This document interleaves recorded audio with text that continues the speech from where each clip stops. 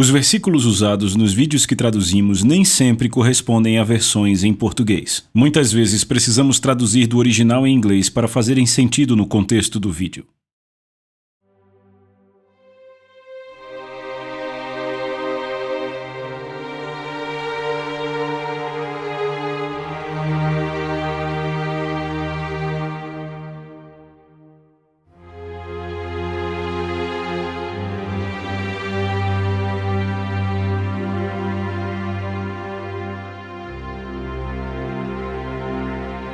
Obrigado, Pai. Muito obrigado. Muito obrigado. Nós te louvamos e te adoramos. Em nome de Jesus. Agora, Pai, em nome de Jesus, hoje... ou apenas o adore. Aleluia! Amém! Pai, em nome de Jesus, eu realmente acredito que estou no meio de homens, de mulheres, de filhos que te adoram.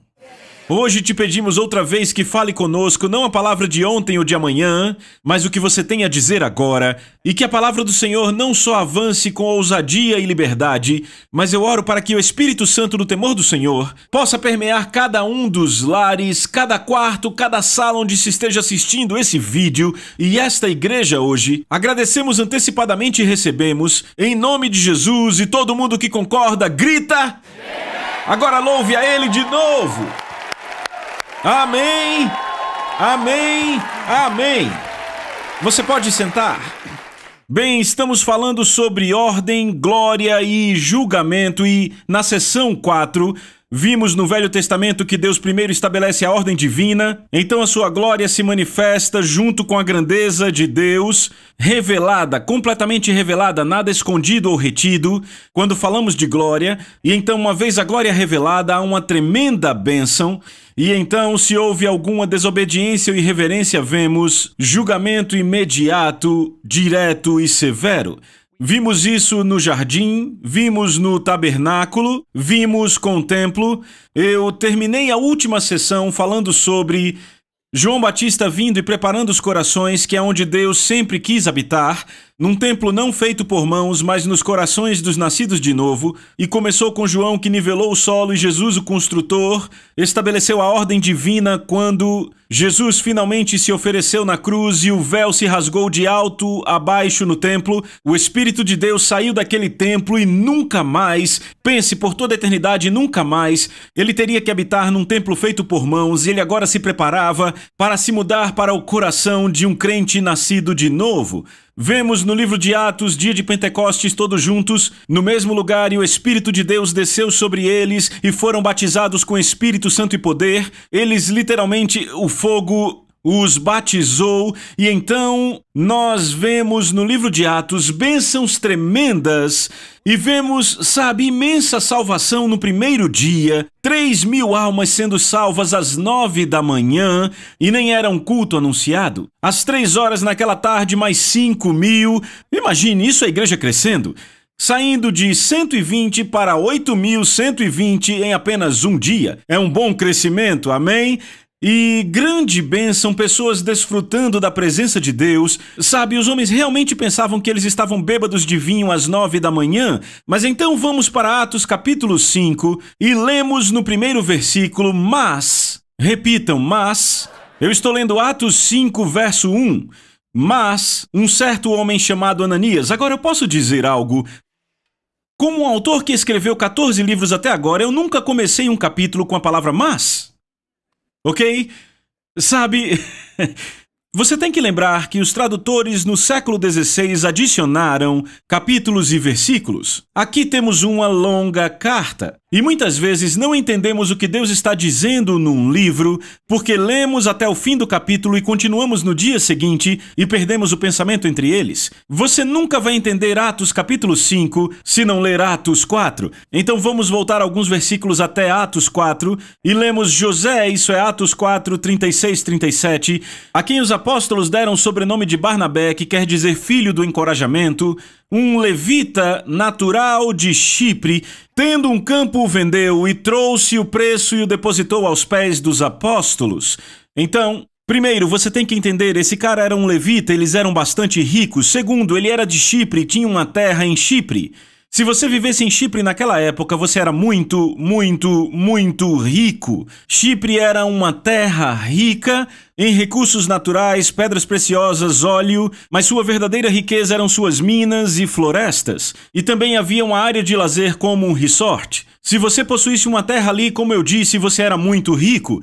Então, Barnabé tinha uma terra em Chipre, ele a vende, traz à igreja, provavelmente no domingo, quando estavam se reunindo, se bem que se reuniam todo dia, e durante a oferta ele traz aquilo e deposita aos pés de Pedro.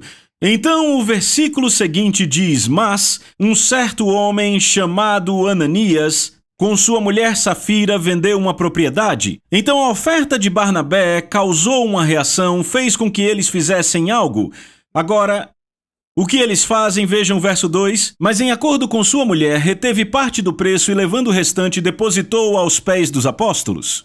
Disse Pedro: Ananias, por que encheu Satanás teu coração para que mentisses ao Espírito Santo, reservando parte do valor do campo? Conservando-o, porventura, não seria teu, e vendido não estaria em teu poder? Por que você concebeu esta coisa em seu coração? Você não mentiu a homens, mas você mentiu a Deus. E aqui temos uma coisa impressionante. Eu estou certo que esses dois, entendam, eu só tenho o que está escrito aqui, mas tenho quase certeza que Ananias e Safira eram os maiores doadores da igreja. E quantos aqui sabem que dar é um dom, de acordo com Romanos 12? É bem interessante que agradecemos e celebramos pelos dons de pregar, ensinar, celebramos o dom de ser apto a ministrar, adorar, louvar, dizemos que eles são tão dotados, e por que não o dom de dar? Porque é um dom. Olhamos a igreja antiga e depositavam o dinheiro aos pés dos apóstolos, e sabe o que Paulo diz? Ações de graças abundavam a Deus. Sabem, alguns dizem, não podemos deixar saber enquanto estamos dando. Entenda, Jesus falou isso a fariseus hipócritas, que diziam o tempo todo quanto estavam dando porque queriam o louvor dos homens. No livro de Atos, depositavam aos pés de Pedro, e a igreja celebrava o dom de dar. Sabe, Jesus, vamos ver o que ele fez durante a oferta. Ficou próximo ao ofertório, vendo quanto as pessoas punham, e depois chamou sua equipe para ter uma discussão sobre quanto as pessoas estavam colocando.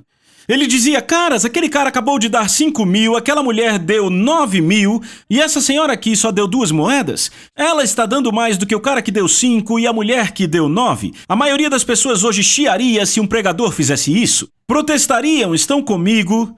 Então, aqui temos Ananias e Safira. Grandes doadores, chamavam atenção, e de repente o holofote saiu deles para o novo garoto, Barnabé. E agora Ananias e Safira estão perdendo a atenção.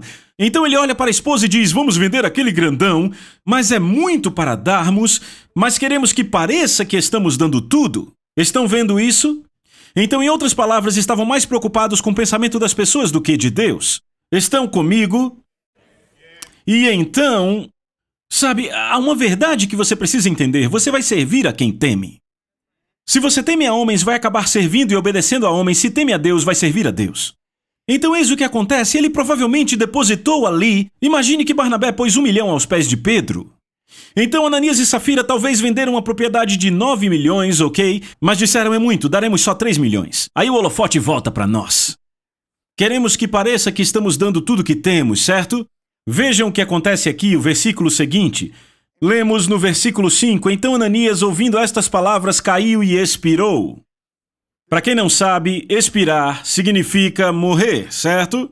Então, caiu e expirou, sobrevindo grande temor. Repitam, grande temor.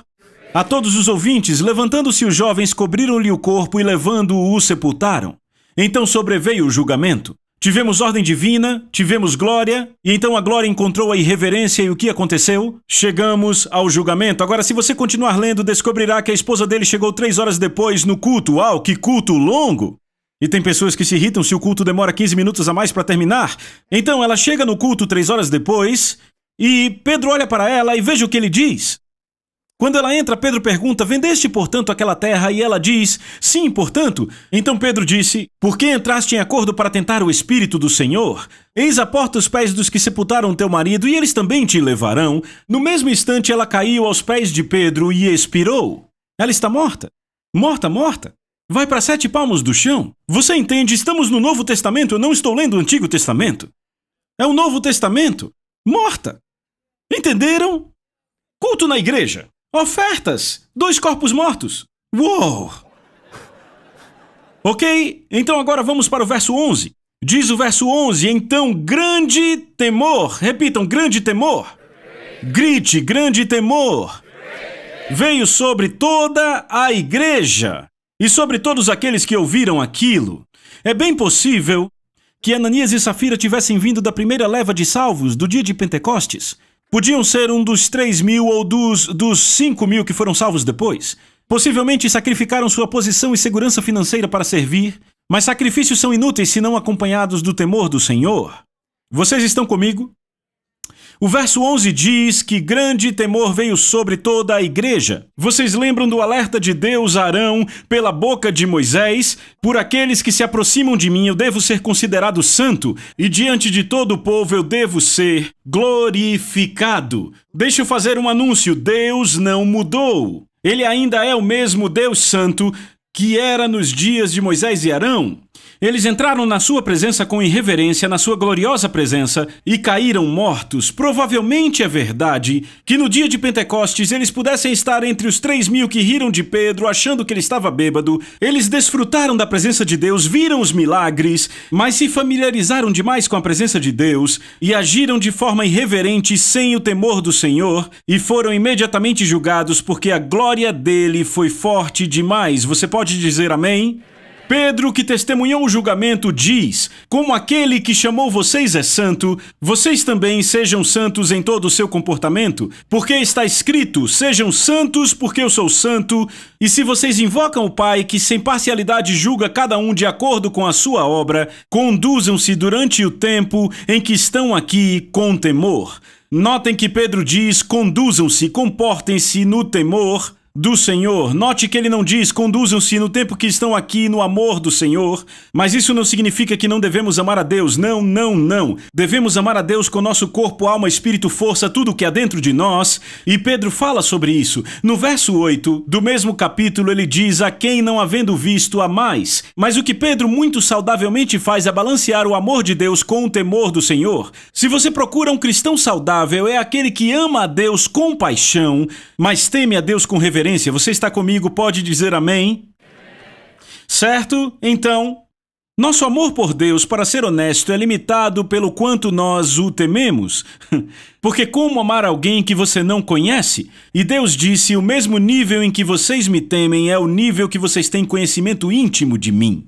O verdadeiro amor está fundamentado na verdade de quem Deus realmente é. Você acha que ele revela o seu coração aos que o consideram levianamente? O próprio Deus escolheu ocultar-se.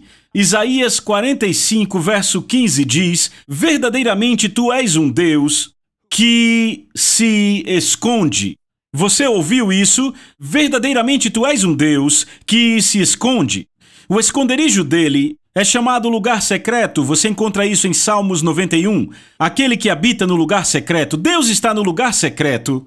Ele se esconde nesse lugar secreto. Mas ouça o que ele diz em Salmos 25, 14. O segredo do Senhor está com aqueles que o temem. Deus diz: são bem-vindos nesse meu lugar secreto os homens e mulheres que me temem. Você pode dizer amém para isso? Ananias e Safira provavelmente estavam entre aqueles que se espantavam com os milagres. Mas até prodígios e maravilhas chegam a um lugar comum quando há falta do temor do Senhor no seu coração. E puxa, como eu tenho visto isso por aí. Literalmente observando ministros que andaram no poder de Deus.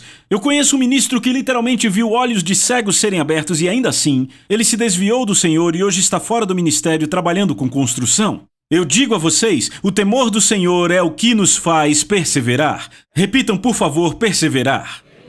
Diga de novo. Certo? Então ouçam.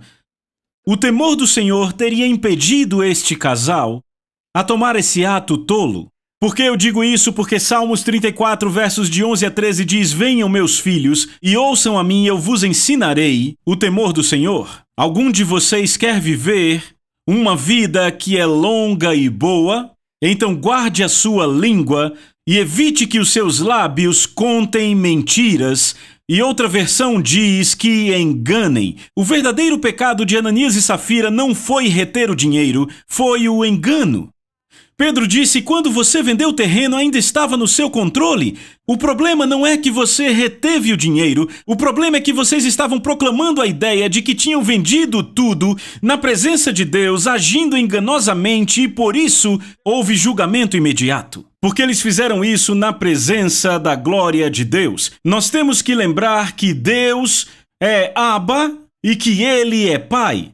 Ele também é juiz e é fogo consumidor. Nós lemos em Hebreus 10:30, o Senhor julgará o seu povo, não apenas os pecadores, Ele julgará o seu povo. Hebreus 10:30 diz isso.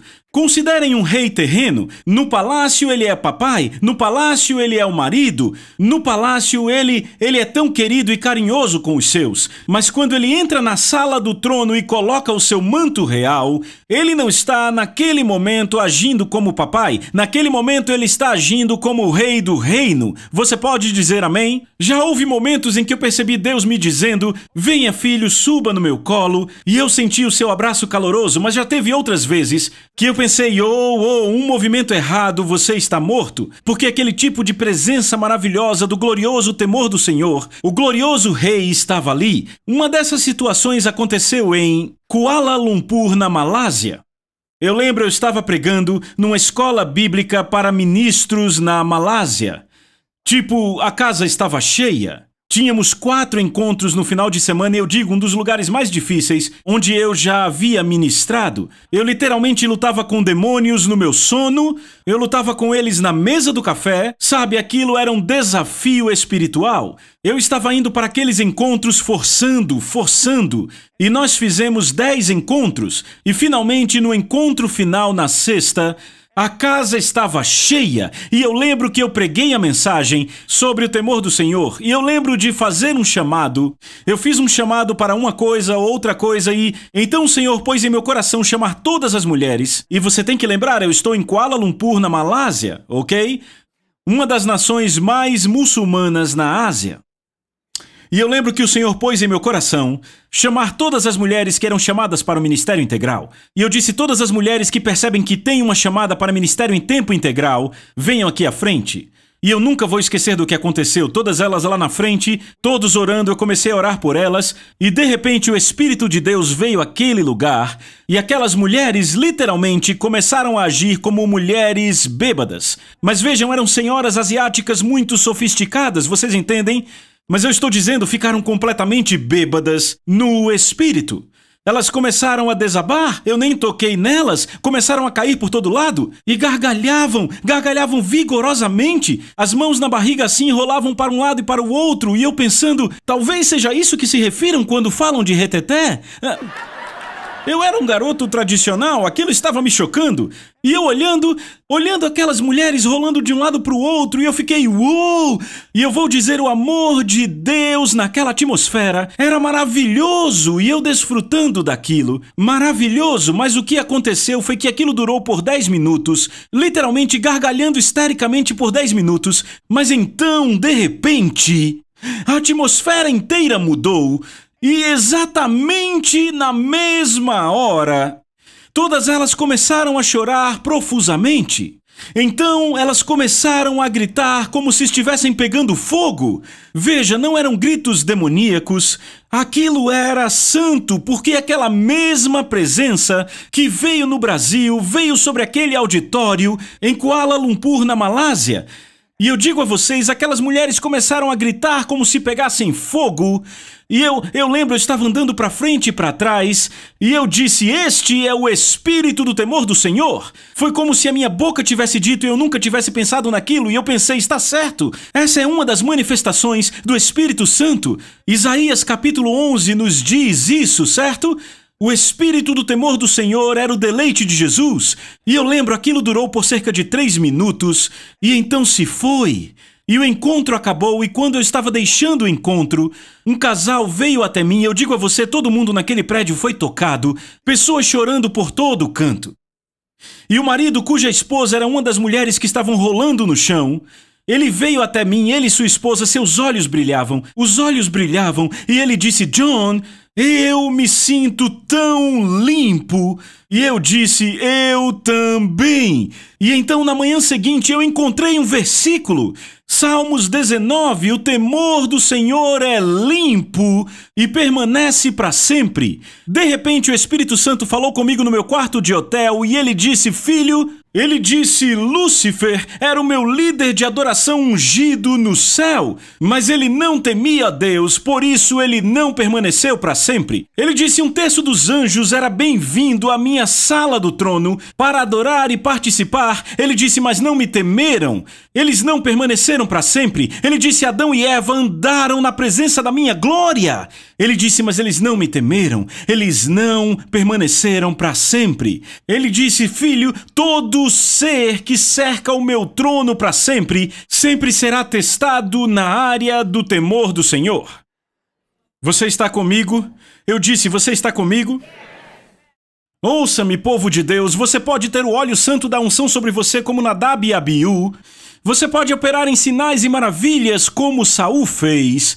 Você pode trazer uma grande oferta à igreja como Ananias e Safira. Você pode ser ungido para louvor e adoração como Lúcifer. Mas se você não tiver o temor do Senhor, você certamente não permanecerá para sempre. É um bom lugar para dizer amém. A verdade deve estar firmada em nossos corações. Ok? Na verdade, deixe eu voltar a Ananias e Safira antes de falar disso. Eu quero ler o verso 11, vamos ver o que aconteceu depois que esse casal morreu, porque já sabemos, morreram. Verso 11, então grande temor veio sobre toda a igreja e sobre todos os que ouviram estas coisas. E através das mãos dos apóstolos muitos sinais e maravilhas foram feitos entre o povo, e costumavam se reunir no pórtico de Salomão. Dos demais ninguém ousava juntar-se a eles. Mas o povo grandemente os estimava. E crentes eram em grande número adicionados ao Senhor. Multidões de homens e mulheres. Veja, isso soa como uma contradição. O primeiro verso diz que ninguém mais ousava juntar-se a eles, e o outro diz que eles estavam aumentando em grande número. Do que o escritor de Atos está falando aí? Do que Lucas está falando? Ele está dizendo que ninguém mais ousava se juntar a Jesus. Sabem do que eu estou falando? Há pessoas que se juntam a Jesus. Eu quero a luz da bênção, eu quero a alegria do Senhor, eu quero ter a salvação e ir para o céu, mas elas não vêm carregando a sua cruz. Um verdadeiro discípulo é alguém que negou a si mesmo, tomando a sua cruz, o que significa morte para suas agendas pessoais, e segue a Jesus. O que aconteceu foi que ninguém mais estava se juntando à igreja. Agora havia verdadeiros discípulos vindo ao reino, que haviam deixado tudo para trás para seguir a Jesus. Estão comigo? Mas não é interessante que a Bíblia diz o seguinte, ouçam.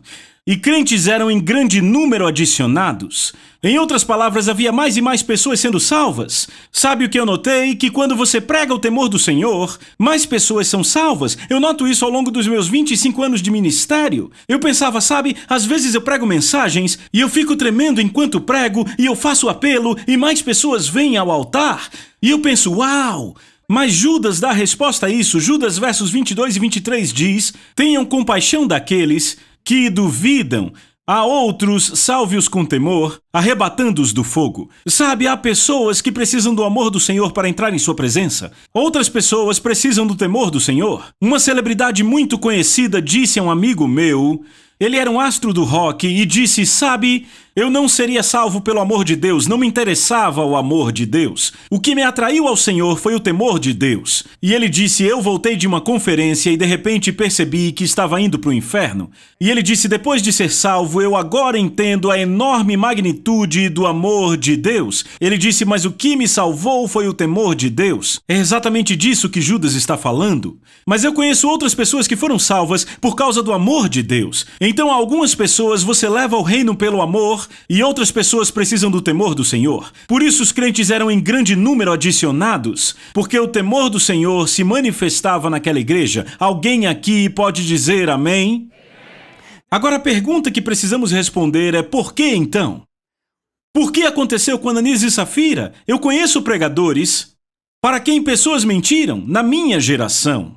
Eu conheço pregadores que exortaram pessoas e desmascararam a mentira delas no culto. Ainda assim, essas pessoas não caíram mortas. Por que Ananias e Safira caíram mortos? Bem, o Velho Testamento nos deu o padrão de ordem, glória e julgamento. Vamos achar a resposta para nossa pergunta também lá?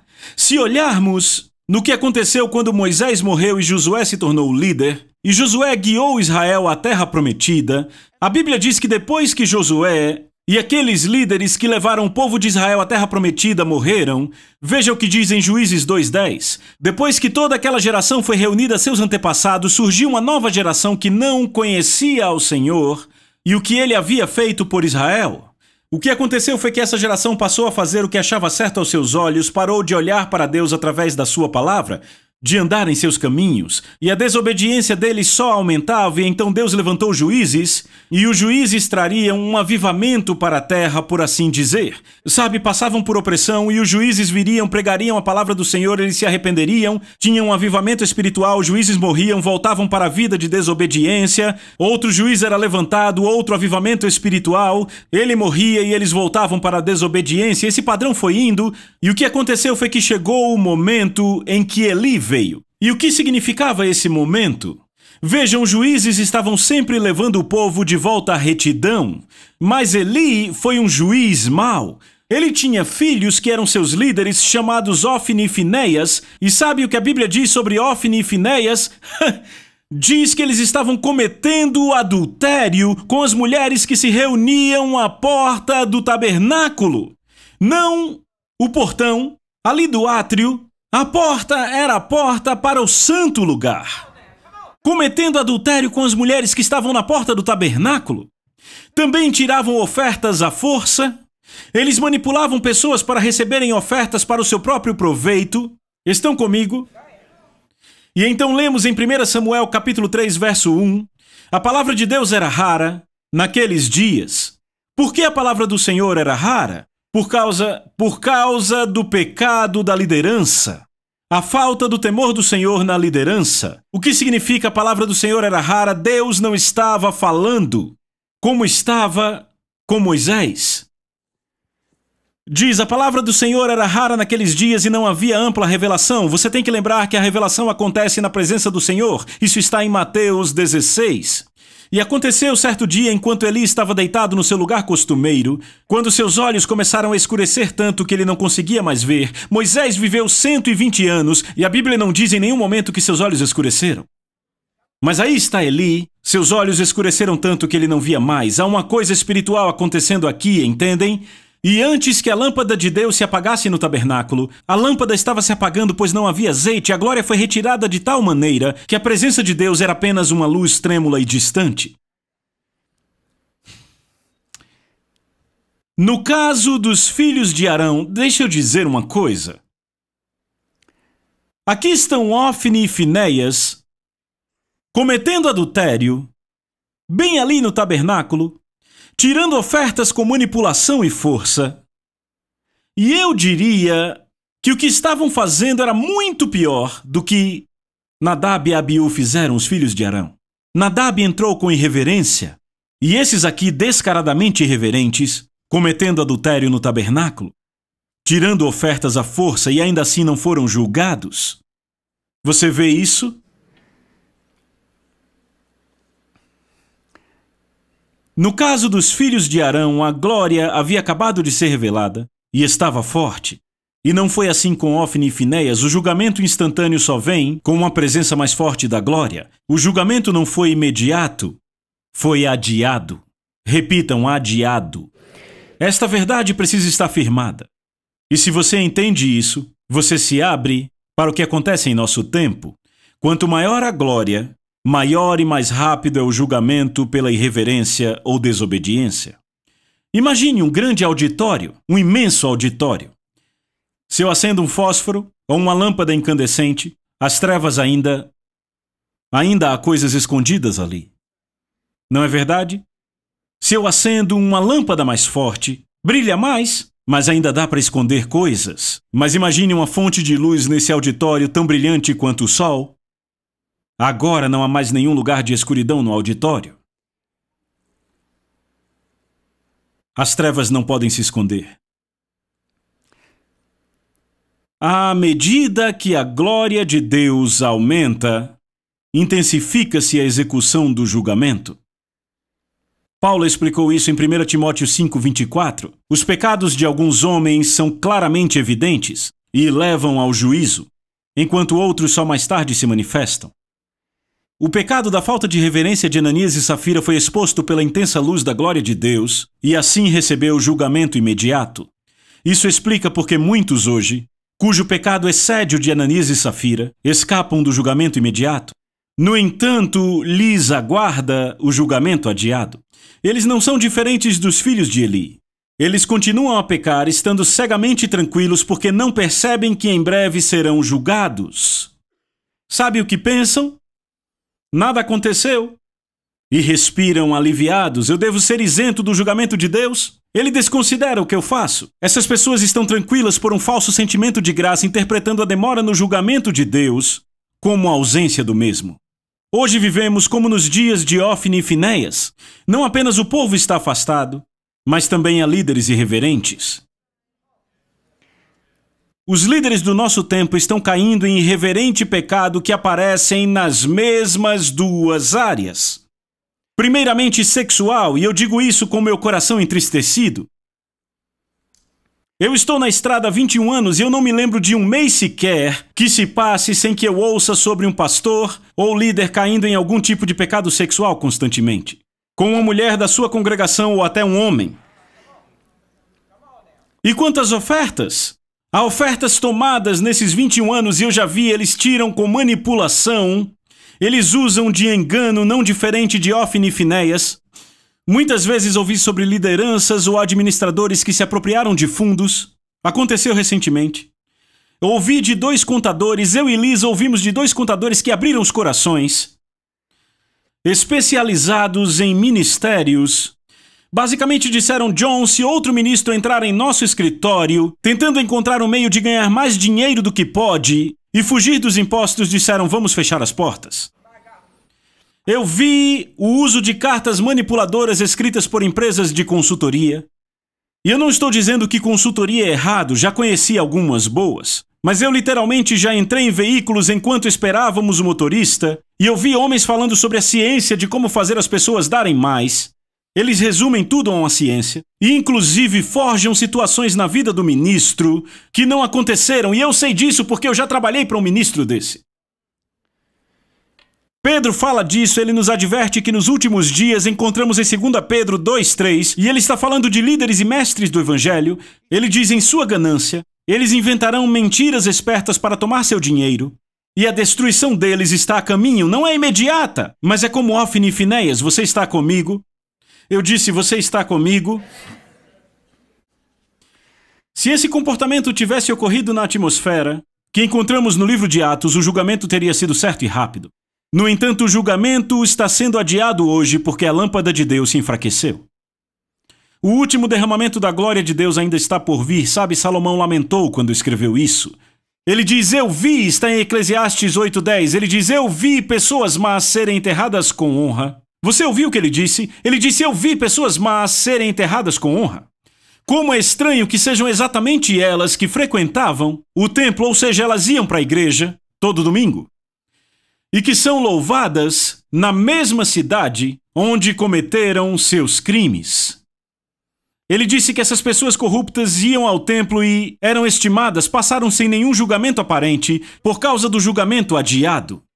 Salomão continua: quando um crime não é punido, pessoas se sentem seguras para errar. Mas embora uma pessoa peque 100 vezes e ainda viva por muitos anos, eu sei que aqueles que temem a Deus estarão em melhor situação. Por quê? Porque julgamento adiado não é julgamento negado. Então a razão pela qual as pessoas podem hoje andar com mais irreverência que Ananias e Safira se deve ao fato de que a glória não é tão forte hoje como era naquele tempo. As Escrituras dizem que logo depois de Ananias e Safira morrerem, o verso seguinte, depois dos que já li, e o povo também levava os doentes às ruas e os colocava em macas e camas, para que pelo menos a sombra de Pedro se projetasse sobre alguns, e todos sobre quem a sombra passava eram imediatamente curados. Ei, isso é glória! Eu disse que isso é glória. No entanto, a glória que virá e que hoje nos falta, grandemente excederá o que a igreja antiga viu. Vamos falar sobre isso na próxima sessão. Vejo você lá.